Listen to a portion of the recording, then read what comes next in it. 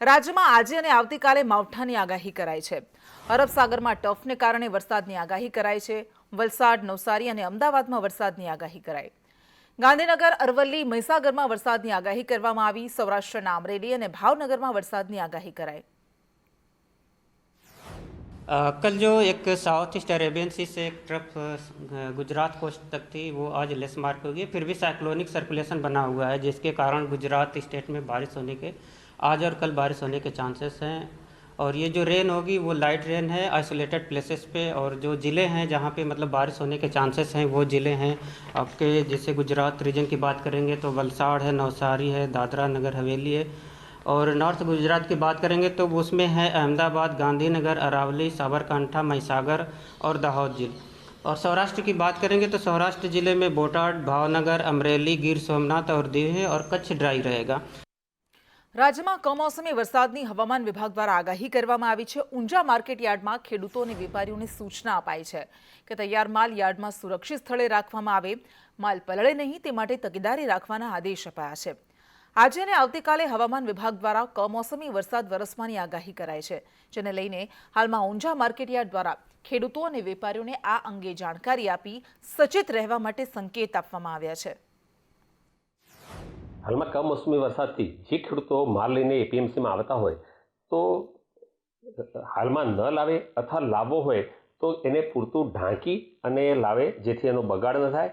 અને ઊંઝા એપીએમસીમાં વેપાર કરતા વેપારીઓને પણ મેં એડવાન્સમાં જાણ કરી છે કે અહીંયા આગળ જે કોઈ પણ માલ હોય તે ખુલ્લામાં ન ઉતારતા શેડની નીચે રાખે અથવા તો એને ઢાંકીને રાખે। હવામાન વિભાગ તરફથી જે આગાહી છે મુજબ 8મી અને 9મી તારીખના દિવસે ઉત્તર ગુજરાતમાં બનાસકાંઠા, સાબરકાંઠા અને કેટલાક વિરમગામ એ ભાગમાં વરસાદ થવાની આગાહી છે। 10 ને 15 કલાકે પ્રધાનમંત્રી મોદી અમદાવાદ એરપોર્ટ પર પહોંચશે। એરપોર્ટથી સીધા રાજભવન માટે રવાના થશે અને આવતીકાલે સવારે 9 ને 20 કલાકે તેઓ મહાત્મા મંદિર પહોંચશે। સુરક્ષાની તૈયારીઓની સમીક્ષા કરશે અને ટિમોર લેસ્ટેના પીએમ સાથે તેઓ બેઠક કરશે। તો મોઝામ્બિકના પીએમ સાથે પણ 1 to 1 બેઠકનું આયોજન કરવામાં આવ્યું છે। 5 ગ્લોબલ સીઈઓ સાથે પ્રધાનમંત્રી મોદીની બેઠકનું આયોજન કરવામાં આવ્યું છે। બપોરના 1 ને 15 કલાક સુધી મહાત્મા મંદિરે જ રોકાશે અને 1:15 બાદ રાજભવન માટે તેઓ રવાના થશે। 3 વાગે ગ્લોબલ ટ્રેડ શોની શરૂઆત કરાવશે। 1 કલાક જેટલો સમય તેઓ ટ્રેડ શોમાં વિતાવશે અને 4 વાગે મહાત્મા મંદિર પહોંચશે। 5 ને 15 કલાકે અમદાવાદ એરપોર્ટ પહોંચશે। યુએઈના રાષ્ટ્રપતિનું એરપોર્ટ પર સ્વાગત કરશે। 5 ને 30 કલાકે યુએઈના રાષ્ટ્રપતિ આવશે અને અમદાવાદ એરપોર્ટથી ગાંધીનગર માટે બંને દેશના વડા રવાના થશે। હોટેલ લીલામાં યુએઈના રાષ્ટ્રપતિ સાથે બેઠકનું આયોજન કરાયું છે।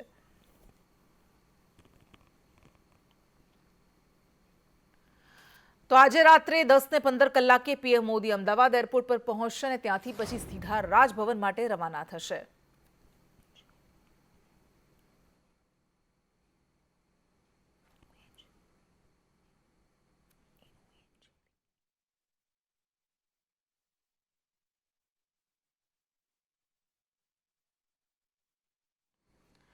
વાઇબ્રન્ટને લઈને પીએમ મોદી ગુજરાત આવશે। આજે રાત્રે તેઓ ગુજરાત આવવાના છે। ચૂંટણીને લઈને પીએમના પ્રવાસ દરમિયાન બેઠક યોજાય તેવી શક્યતા છે। ભાજપના નેતાઓ સાથે પ્રધાનમંત્રી મોદી બેઠક યોજી શકે છે। ગુજરાતમાં ચૂંટણી પ્રચારને લઈને માર્ગદર્શન આપે તેવી શક્યતા છે। મોડી રાતે સીએમ અને સીઆર પાટીલ સાથે બેઠક થાય તેવી સંભાવના છે। ગુજરાતની તમામ 26 બેઠકો જીતવા માટે સૂચનો આપશે।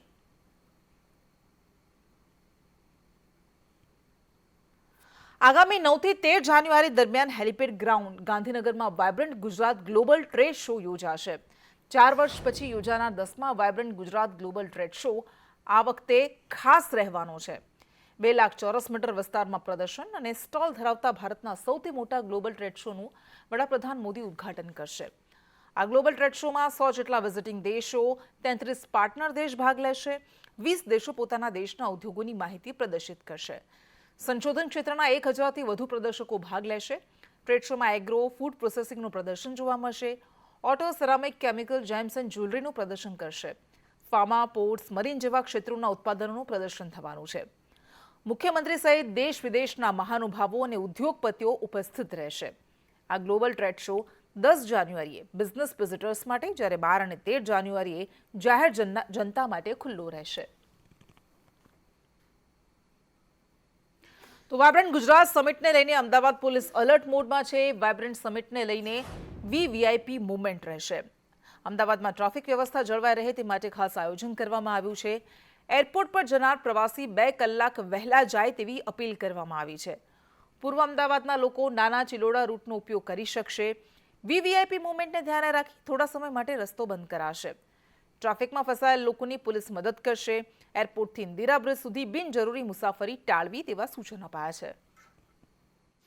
અમદાવાદની અંદર માનનીય વડાપ્રધાનશ્રી અને માનનીય પ્રેસિડેન્ટ ઓફ યુએઈનો જોઈન્ટ રોડ શો પણ એરપોર્ટ સર્કલથી ઇન્દિરા બ્રિજ સર્કલની વચ્ચે જવા થઈ રહ્યો છે, જેનો પબ્લિકનો આવવાનો સમય જે છે એ 3 વાગ્યાનો છે. એટલે જે પણ લોકો આ રસ્તાથી નીકળવાના હોય એમને વિનંતી છે કે 3 વાગ્યા પહેલાં આ રસ્તા પરથી પસાર થઈ જાય. અમદાવાદ પોલીસ આ રસ્તા બંધ નથી કરવાની, પરંતુ વીવીઆઈપી મુવમેન્ટને ધ્યાનમાં રાખી અને આ રસ્તાનો ટ્રાફિક જે છે એ થોડા સમય માટે રોકવામાં આવશે. એટલે જે લોકો પણ એરપોર્ટ જવા આવવા માગતા હોય એ વહેલા આવી જાય. ગુજરાતમાં વાયબ્રન્ટ સમિટ માટે ચુસ્ત સુરક્ષા વ્યવસ્થા ગોઠવાઈ છે. મહાત્મા મંદિરમાં એન્ટી ડ્રોન સિસ્ટમ કાર્યરત કરવામાં આવી.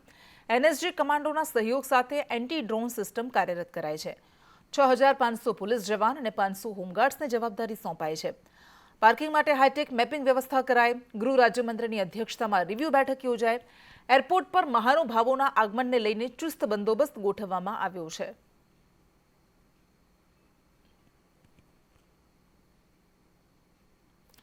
વાયબ્રન્ટ સમિટ પર ઉદ્યોગ મંત્રી બલવંતસિંહ રાજપૂતે નિવેદન આપ્યું. વાયબ્રન્ટ ગુજરાત 2024ને લઈને તેમણે કહ્યું કે આ સમિટ માટે ગુજરાત સજ્જ છે. વાયબ્રન્ટ સમિટ એ 2047નો ભારતનો પથ દર્શાવતી સમિટ છે. આ સમિટ કદાચ 2047નો પથ નક્કી કરશે એ પ્રકારે પણ નિશ્ચિત થયું છે. કેવા પ્રકારનું આયોજન? આજે આપણે પાસે એમ કહી શકાય કે અમારી પાસે 500 દુનિયાની મોટી કંપનીઓમાંથી 100 કંપનીઓ આજે ગુજરાતમાં છે. 42,000થી વધારે લોકો ફોરેનના લોકો અહીં જોડાયેલા છે. સમગ્ર ભારતની અંદર નિકાસમાં આપણે 33% છીએ. ઉત્પાદન ક્ષેત્રે આપણે 18% છીએ. ફેક્ટરીની દ્રષ્ટિએ પણ ભૌગોલિક સ્થિતિ આપણી ઓછી હોવા છતાં 11% છીએ. રોજગારીમાં નંબર 1 છીએ. લોજિસ્ટિકમાં નંબર 1 છીએ. સ્ટાર્ટઅપમાં નંબર 1 છીએ. એવી અનેક પ્રકારની સક્સેસ સ્ટોરીઓ આપણી પાસે છે. એ બધી સ્ટોરીઓના આધાર પર 10મી વાયબ્રન્ટ એટલે એની શરૂઆત જ એ પ્રકારની થઈ છે. કદાચ કે પહેલાં જે પાર્ટનર કન્ટ્રી આવતી હતી એના કરતાં આપણે ડબલ પાર્ટનર કંપની છે. અમદાવાદમાં આઇકોનિક રોડ ડેવલપ કરાયો. એરપોર્ટ સર્કલથી ઇન્દિરા બ્રિજ સર્કલ સુધીના રોડ ડેવલપ કરાયા. વીઆઈપી અવરજવરને કારણે પ્રતિષ્ઠિત માર્ગનો વિકાસ. મુખ્ય road, service road, multi function zone ગ્રીલનો સમાવેશ. આ ઉપરાંત parking, central verge grill, landscaping, street લાઇટનો સમાવેશ કરવામાં આવ્યો છે. વોટર બોડી, સ્કલ્પચર અને હોર્ડિંગનો પણ સમાવેશ કરાયો. બસ સ્ટેન્ડ, કિયોસ્ક અને સર્કલની જાહેરાત માટે અલગ સ્ટ્રક્ચર હશે. અમદાવાદના એરપોર્ટ સર્કલથી લઈને ઇન્દિરા બ્રિજ સર્કલ સુધીના રોડને આઇકોનિક રોડ તરીકે જાહેર કરવામાં આવ્યો છે અને તમામ જગ્યા ઉપર જે છે તે દબાણો હટાવી દેવામાં આવ્યા છે અને બંને સાઈડ ઉપર પ્લાન્ટેશન જે છે તે કરવામાં આવ્યું છે. રોડની વચ્ચોવચ્ચ પણ જે છે તે પ્લાન્ટેશન કરાવ્યું છે. સાથે સાથે કહી શકાય કે વીઆઈપી મુવમેન્ટ જે છે તે આ રોડ ઉપર સૌથી વધારે રહેતી હોય છે. તેના જ કારણે અમદાવાદ મ્યુનિસિપલ કોર્પોરેશન દ્વારા જે રોડ છે તેને ડેવલપ કરાયો છે. મુખ્ય રોડની સાથે સાથે સર્વિસ રોડ પણ તૈયાર કરવામાં આવ્યો છે. સાથે મલ્ટી ફંક્શન ઝોન ગ્રીલ લગાવવામાં આવી છે. પાર્કિંગની ફેસિલિટી જે છે તે કરવામાં આવી છે. સ્ટ્રીટ લાઇટ છે, વોટર બોડી છે, સ્કલ્પચર, હોર્ડિંગ તમામનો સમાવેશ જે છે તે કરવામાં આવ્યો છે. મનોરંજનની પ્રવૃત્તિ માટેનો વિસ્તાર પણ જે છે તે અહીંયા કરવામાં આવશે. ખાસ કરીને સેલ્ફી પોઈન્ટ પણ અહીંયા તૈયાર કરવામાં આવનાર છે. એટલે સમજી શકાય છે કે જે રીતે વીઆઈપી મુવમેન્ટ રહે છે ને વડાપ્રધાન નરેન્દ્ર મોદી જે છે તે પણ વાયબ્રન્ટ ગુજરાત સમિટે લઈને આવી રહ્યા છે. સાથે સાથે દેશ વિદેશના મહેમાનો જે છે તે પણ અહીં આવી રહ્યા છે. ત્યારે આ રોડ જે છે તે ડેવલપ કરાયો છે. કેમેરામેન દિલાવર શેખ સાથે આશુતોષ ઉપાધ્યાય, સંદેશ ન્યૂઝ, અમદાવાદ. ગાંધીનગરમાં પાણી પુરવઠા બોર્ડના કર્મચારીઓમાં રોષ પ્રવર્તી રહ્યો છે. 30% પગાર વધારો ન મળતા કર્મચારીઓ દ્વારા વિરોધ નોંધાવવામાં આવ્યો. ફિક્સ પેના કર્મચારીઓ એકઠા થયા. સચિવાલય ગેટ 4 પર કર્મચારીઓ ભેગા થયા. GWSSBના 635 જેટલા કર્મચારીઓ લાભથી વંચિત છે. ગુજરાત સરકાર દ્વારા જે 30% પગાર ફિક્સ પગારમાં 30%નો જે વધારો કરવામાં આવ્યો છે, પરંતુ નાણાં વિભાગના ઠરાવ 3/1/2023ના લેટરથી ગુજરાત સરકારના જે બોર્ડ છે, નિગમ છે અને મેરીટાઈમ બોર્ડ છે, બધાને પણ પગાર વધારો લાગુ કરવાની મંજૂરી આપવામાં આવી છે. પરંતુ જ્યારે હજી સુધી પાણી પુરવઠા બોર્ડમાં હજી 30% પગાર વધારો લાગુ કરવામાં આવ્યો નથી. આશરે 3 મહિના ઉપર સમય થયો હોવા છતાં પણ હજી સુધી આ ફાઇલનો નિકાલ આવ્યો નથી. અમે બોર્ડને રજૂઆત કરી છે, આશરે 15 દિવસ પહેલાં પણ રજૂઆત કરી અને અત્યારે પણ રજૂઆત કરવા ગયેલા છીએ, છતાં હજી સુધી એમનો અમારો પગાર વધારો લાગુ કરતા. સંદેશ ન્યૂઝના અહેવાલ બાદ તંત્ર દોડતું થયું. જૂનાગઢના વંથલીમાં નકલી ટોલ નાકા મુદ્દે તપાસ. મામલતદાર અધિકારીઓ ગાદોઈ ગામમાં પહોંચ્યા અને પોલીસને સાથે રાખીને તપાસ હાથ ધરાઈ. ગામમાંથી પસાર થતો રસ્તો બંધ કરવાની કામગીરી શરૂ કરવામાં આવી. તો સંદેશ ન્યૂઝ દ્વારા અહેવાલ પ્રસારિત કરવામાં આવ્યો હતો અને તેની અસર થઈ છે. જે સ્મશાનની પાસે સિંચાઈ વિભાગનો પાળો છે, ત્યાંથી વાહન પસાર થતા હોવાનું પ્રાથમિક દ્રષ્ટિએ જણાતા તે આજે જેસીબીની મદદથી એ પાળો છે સિંચાઈ વિભાગનો એ એને યથાવત કરી પ્રાથમિક રસ્તો બંધ કરવામાં આવેલ છે. એ પ્રાથમિક તપાસને એ કરી લીધી છે અને પોલીસ વિભાગ અને પંચાયત વિભાગ છે RNB એને સર્વે કરી અને જે ભારે હેવી વ્હીકલ ગામને બંને તરફથી રસ્તો મળતો હોય તો કોઈ એક રસ્તાથી હેવી વ્હીકલ પસાર ન થાય એ માટે જાહેરનામા માટે દરખાસ્ત કરવાનું પણ જણાવ્યું. વિકાસના કામ મુદ્દે બે નેતાઓ વચ્ચે બબાલ થઈ. વાકયુદ્ધમાં માસી અને ફોઈબા સુધી આ બંને નેતાઓ પહોંચી ગયા. પૂર્વ ધારાસભ્ય ભૂષણ ભટ્ટે ઇમરાન ખેડાવાલાને ફોઈ કહ્યા તો બીજી બાજુ ઇમરાન ખેડાવાલાએ ભૂષણ ભટ્ટને માસી કહ્યા. વિકાસનું કામ થાય એટલે ફોઈની ભૂમિકામાં આવો છો તેવું ભૂષણ ભટ્ટે કહ્યું તો ખેડાવાલાએ કહ્યું કે મારી ભલામણને કારણે સરકારે સુવિધા વધારી. વિકાસના કામો થઈ રહ્યા છે, કોઈની રજૂઆતથી નહીં, મતની રાજનીતિથી નહીં, મત માટેની રાજનીતિથી નહીં, સોશિયલ મીડિયાના નેતા તરીકે મેં કર્યું એમાંથી એ બહાર આવતા જ નથી અને લોકોની વચ્ચે જાણે પોતાના કહેવાથી વાત મેં કર્યું એવી વાત કરે છે. 10 વર્ષથી ધારાસભ્ય નથી તો એમની થોડી માનસિકતા તેઓ ગુમાવી બેઠા છે. હું એમને મને ફોઈ કહે છે, પરંતુ એમને હું માસીબા કહું છું કે માસીબાને આ રોલ અદા કરી રહ્યા છે કે માસીબા કોઈ બી સારા પ્રસંગમાં જાય તો માસીબાને કંઈ ને કંઈ ચાંદલો લેવો પડે, એ લેવો પડે. તો અત્યારે આ માસીબાને કોઈ બોલાવતું નથી. તો આ માસીબા એટલા માટે અકળાયા છે કે જે મારી જે ભૂમિકા છે એને એક ફોઈની ભૂમિકા કહેતા હોય તો હું એમને કહું છું કે માસીબાની ભૂમિકા તમે બંધ કરી દો. તમે જે કામ કરી રહ્યા છો એ કામ પ્રજાના માટેના સમજો કરો તો અમે તમારા સાથે જ છે. આમ આદમી પાર્ટીએ ભરૂચ બેઠક પર લોકસભાના ઉમેદવાર માટે ચૈતર વસાવાનું નામ જાહેર કર્યું છે, જેને લઈને ગુજરાતનું રાજકારણ ગરમાયું છે. આ જાહેરાતથી ભરૂચના સાંસદ મનસુખ વસાવાએ પ્રતિક્રિયા આપતા કહ્યું કે ચૈતર વસાવા આવે કે ગમે તે આવે, અમે 6 ટર્મથી જીતતા આવ્યા છીએ, જીતીશું. અહીં આપ પાર્ટીનું કોઈ અસ્તિત્વ નથી. આપવાળા વિચારે છે કે ગુજરાતમાં જીતીશું, પરંતુ એવું નહીં થાય. લોકોને ગેરમાર્ગે દોરનાર કોઈ દિવસ ફાવતા નથી. ચૈતર વસાવાને આમ આદમી પાર્ટી ઉમેદવાર તરીકે ડિક્લેર કરે કે પછી કોંગ્રેસવાળા એમનો ઉમેદવાર ડિક્લેર કરે, અમને કોઈ ફરક નથી પડવાનો. કારણ કે ભરૂચ 7 વિધાનસભામાંથી 6 વિધાનસભા અમારી પાસે છે. આ પાડાની વિચારધારા કોઈ ઠેકાણા નથી કે બાકીની પાર્ટીના જે વિચારધારા પણ એમનો કોઈ નથી. ગુજરાતમાં ક્યારે પણ આવા પ્રાદેશિક પક્ષો કે લોકોને ગેરમાર્ગે દોરનારા કે લોકોને જૂઠું બોલનારા લોકો કે ખોટા પ્રલોભન આપનારા લોકો ક્યારે પણ ફાવ્યા નથી. પણ ચૈતર વસાવાનો એક કાંટો કાઢી નાખવાનો એ ઉદ્દેશ્ય સાથે મહેશભાઈ વસાવા ચાલી રહ્યા છે. કારણ કે મહેશ વસાવાને પીઠ પાછળ ખંજર જો ભોયકું હોય, આ આપના નેતા હોય અને ચૈતર વસાવા, એટલે એ બદલાના ભાવનાથી મહેશ વસાવા ચાલે છે. તો ચૈતર વસાવાના નામની જાહેરાત સામે કોંગ્રેસે વાંધો ઉઠાવ્યો છે. ચૈતર વસાવાને ઉમેદવાર જાહેર કરતા કોંગ્રેસ નેતાનું નિવેદન. કોંગ્રેસ નેતા સંદીપ માંગરોલાએ કહ્યું કે ચૈતર વસાવાના નામની જાહેરાત યોગ્ય નથી. કોંગ્રેસ સાથે ચર્ચા કર્યા વિના જ ઉમેદવાર જાહેર કરાયા છે. સંયોજક અરવિંદ કેજરીવાલજી નેત્રંગ ખાતે જે સભાની અંદર ભરૂચ લોકસભા બેઠક માટે ચૈતર વસાવાના નામની જાહેરાત કરી દીધી છે, ત્યારે એ વ્યાજબી નથી અને એ ખોટું છે. ઇન્ડિયા ગઠબંધન જે બન્યું છે એ ઇન્ડિયા ગઠબંધન નેશનલ લેવલ ઉપરથી આની જાહેરાત કરે એ જ ખરી જાહેરાત જણાય. આ પ્રમાણે આદિવાસી મત બેંકનું વિભાજન કરી અને ભારતીય જનતા પાર્ટીને ફાયદો પહોંચાડવા માટેનું આ છૂપું આયોજન હોય એવું સ્પષ્ટ જણાય છે. ઘણા કોંગ્રેસના કાર્યકરોએ, આદિવાસી આગેવાનોએ મારો ટેલિફોનિક સંપર્ક કરીને પણ આ બાબતનું જાણકારી મેળવવા માટેનો એમણે પ્રયત્ન કરેલો છે અને એમનું પણ સૂચન હતું કે આ બાબતે કાર્યકરોમાં અસમંજસ છે. અને બિલ્કિસ બાનો પર સુપ્રીમ કોર્ટના આદેશને મહિલા અધિકાર મંચે આવકાર્યો છે. બિલ્કિસ બાનો કેસના 11 દોષિતોને મુક્ત કરવાનો નિર્ણય સુપ્રીમ કોર્ટ દ્વારા રદ કરવામાં આવ્યો છે. ત્યારે સમગ્ર મામલે મહિલા અધિકાર મંચના કન્વીનરે કહ્યું કે બિલ્કિસ બાનોની નહીં, આ કરોડો મહિલાઓની જીત છે.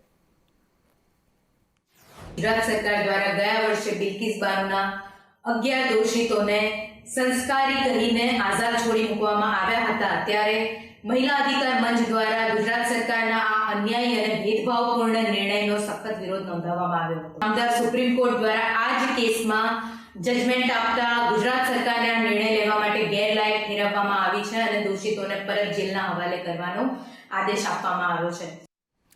અને ગુજરાત ફરી એકવાર આતંકવાદીઓના નિશાન પર. આતંકી શાહ નવાઝની પૂછપરછમાં મોટો ખુલાસો થયો છે. અમદાવાદ, વડોદરા, સુરતમાં સિરિયલ બ્લાસ્ટની તેઓ તૈયારી કરી રહ્યા હતા. શાહ નવાઝે 2 દિવસ રેકી પણ કરી હોવાનો ખુલાસો થયો છે. ગાંધીનગરમાં RSS અને VHP કાર્યાલય ટાર્ગેટ પર હોવાનો ખુલાસો. અબુ સલેમના કહેવાથી રેકી કરવા માટે શાહ નવાઝ આવ્યો હતો. ગોધરા રમખાણનો બદલો લેવા માટે કાવતરું રચાયું હતું. રેકી કરવા માટે 2 દિવસ બાઇક પણ અમદાવાદમાં ભાડે લીધું હતું. અમદાવાદના સાબરમતી આશ્રમ, અટલ બ્રિજ અને રાજકીય નેતાના મકાન, રેલવે સ્ટેશનની પણ રેકી કરી હતી. વડોદરા અને સુરતમાં પણ રેકી કરવામાં આવી હતી.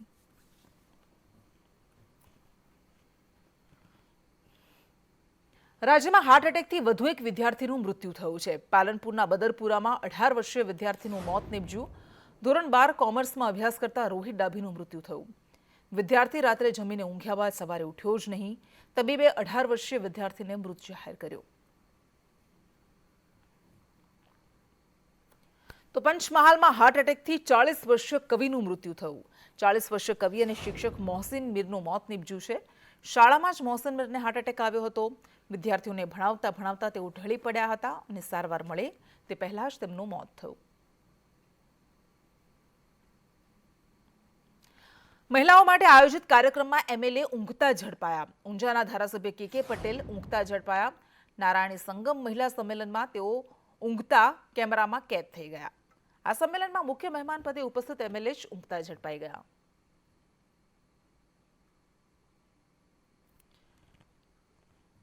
અમરેલીના લાઠી તાલુકાના હજીરાધાર ગામે સંકલ્પ યાત્રામાં ગ્રામજનોએ હોબાળો મચાવ્યો. હજીરાધારના ગ્રામજનોએ સાંસદ કાછડિયાનો ઉધડો લીધો. હજીરાધાર અને ધામેલપરા નજીક આવેલ તળાવને તોડી નાખવા મુદ્દે ખેડૂતો રોષે ભરાયા. ગાયકવાડ રાજવી સમયના તળાવને કારણે 5 થી 7 ગામના લોકોને ફાયદો થતો હતો, પરંતુ તળાવ તોડી નાખવામાં આવતા ગત ચોમાસામાં પાણી વહી ગયું હતું, જેથી ગ્રામજનોએ સાંસદનો જાહેરમાં જ ઉધડો લઈ લીધો.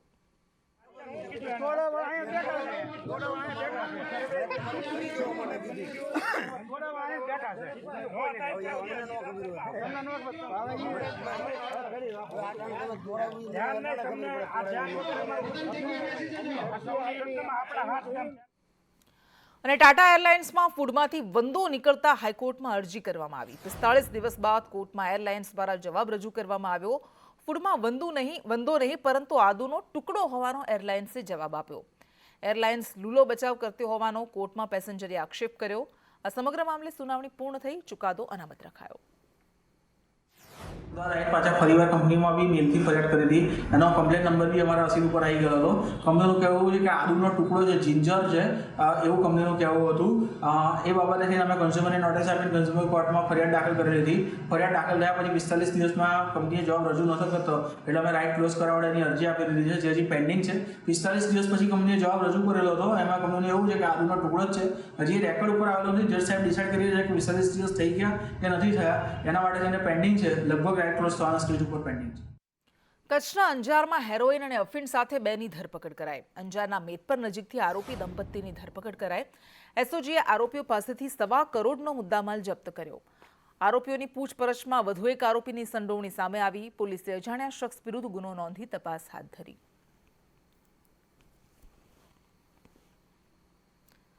રાજકોટની Dhoraji additional district and sessions કોર્ટના જજે દુષ્કર્મના દોષિતને 20 વર્ષની સજા ફટકારી. સાગર પંચાસરા નામના દોષિત વિરુદ્ધ વર્ષ 2022માં દલિત યુવતી પર દુષ્કર્મ આચરવાનો આરોપ લાગ્યો હતો. દોષિત સાગર પંચાસરા ઉપલેટાના ખારચિયા ગામનો રહેવાસી છે. તેના વિરુદ્ધ દુષ્કર્મ, એટ્રોસિટી, પોક્સો સહિતની કલમ હેઠળ ઉપલેટા પોલીસ સ્ટેશનમાં ફરિયાદ નોંધાઈ હતી. કોર્ટે 20 વર્ષની સજા ઉપરાંત 50,000 રૂપિયાનો દંડ ફટકાર્યો છે, જેમાં 45,000 ભોગ બનનારને ચૂકવવાના રહેશે. તો ચાઇલ્ડ વેલફેર કમિટીને રૂપિયા 2,50,000 ભોગ બનનારને ચૂકવવાનો આદેશ આપ્યો છે. મહર્ષિભાઈ પંડ્યા ડીવાયએસપીએ આખા ગુનાની તપાસ કરેલી અને આખી ટ્રાયલ ચાલેલી. ટ્રાયલ દરમિયાન પણ સાયન્ટિફિક જે કંઈ પણ એવિડન્સ મળ્યો અને ભોગ બનનારના લેગિન્સમાંથી આરોપીના સ્પર્મ સેલ મળ્યા, આ બધાને ધ્યાનમાં લઈ અને નામદાર અદાલતે આરોપીને 20 વર્ષની સજા ફટકારેલ છે. અમદાવાદમાં જૂની પેન્શન યોજનાને લઈને રેલવે કર્મચારીઓએ ધરણા કર્યા. ડીઆરએમ ઓફિસે રેલવે કર્મચારીઓએ સૂત્રોચ્ચાર કરી વિરોધ કર્યો. એનપીએસથી સરકારી કર્મીઓને નુકસાન થતું હોવાનો દાવો કરાયો. ઓપીએસ લાગુ કરવામાં આવે તેવી કર્મચારીઓએ માંગ કરી છે. ये है कि न्यू पेंशन स्कीम को रद्द करने के लिए ये आज कार्यक्रम रखा गया है. ये कार्यक्रम डॉक्टर एम राघवैया जी जो हमारे महामंत्री हैं, दिल्ली में बैठते हैं, उन्होंने ये आह्वान दिया पूरे हिंदुस्तान में आज 8 जनवरी से लेकर 11 जनवरी तक पूरे हिंदुस्तान में न्यू पेंशन स्कीम को रद्द करने के लिए. એમાં ન્યૂ પેન્શન સ્કીમમાં પેન્શન એ ગવર્મેન્ટ કર્મચારીનો અધિકાર છે. પેન્શન એના જેવી કે રિટાયરમેન્ટ લાઈફ પછીની જે લાઈફ છે, રિટાયરમેન્ટ પછીની, એના માટેની એને એક સિક્યોરિટી છે. એક એજ હોય, એ પછી એના બાળકોના લગ્ન, એના ઘડપણનો જે સહારો હોય, પેન્શન હોય છે. હવે આજે ન્યૂ પેન્શન સ્કીમ ચાલુ કરી એટલે જે સિક્યોરિટી હતી ગવર્મેન્ટ એમ્પ્લોયની એ પૂરી ખતમ થઈ ગઈ છે. દેશભરમાં રામલલ્લાની પ્રાણ પ્રતિષ્ઠાને લઈને ઉત્સાહનો માહોલ છે. સમગ્ર દેશ રામમય બન્યો છે, ત્યારે ગુજરાત પણ પાછળ નથી. ગુજરાતમાંથી ખૂબ જ મહત્વની 5 વસ્તુઓ અયોધ્યા માટે રવાના થઈ ચૂકી છે, જેમાં સૌથી મોટું નગારું, ધ્વજદંડ, અગરબત્તી, દીવો અને અજયબાણ જેવી વસ્તુઓ અયોધ્યા પહોંચશે. અમદાવાદના ડબગર સમાજે અયોધ્યા મંદિર માટે ખાસ નગારું તૈયાર કર્યું છે, જે 56 ઇંચ ઊંચું અને 25 મણ વજન ધરાવે છે. વર્ષો સુધી આ નગારાને કંઈ પણ ન થાય તેવી એની બનાવટ છે. આ ઉપરાંત ખાસ અગરબત્તી જે 108 ફૂટ લાંબી અને 3.5 ફૂટ પહોળી છે, જેમાં ગુગળ, કોપરાનું છીણ, જવ, 280 કિલો તલ, ગીર ગાયનું શુદ્ધ ઘી, હવન સામગ્રી અને ગીર ગાયના છાણના પાવડરનો ઉપયોગ કરાયો છે. અગરબત્તી 47 દિવસ સુધી અખંડ ચાલશે.